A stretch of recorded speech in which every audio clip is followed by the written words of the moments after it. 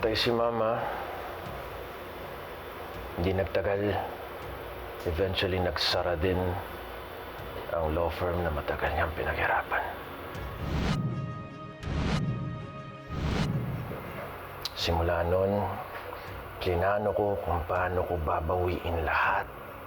Slowly, but surely. I'll study law. Be a good lawyer like Mama was. Mag-iipon ng resources para mahanap ko ang kanon na yon at makaganti. Pati na kay Meredith Simmons. You've been patiently working hard. Hindi mo naging successful ang attempts mo nung sinabotage mo ang lab noon with Meredith.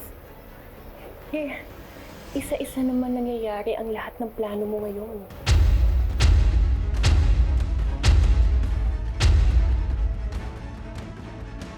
Ang hirap hagilapin ng kanon na yon. Lalo na si Meredith na laging umaalis ng bansa. Nung bumalik naman, biglang inabsorb ang lab ng Keystone. At ginawa pa siyang principal managing partner. That's why I made sure I would win my last 2 controversial cases. So when someone puts in a good word for me, getting into Keystone will be a piece of cake.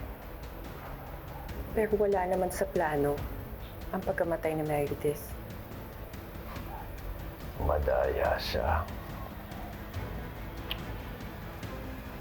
Nilusutan niya ang mga plano ko just when it was starting to fall into place. But this whole thing doesn't end with her death. No. Kailangan pa rin may managot sa lahat ng mga ginawa niya.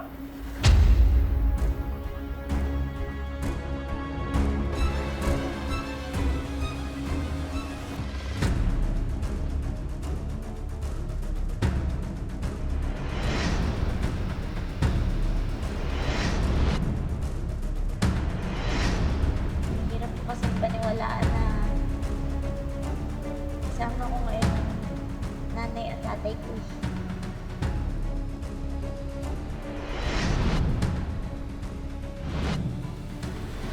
Puntahan na natin yung mommy natin.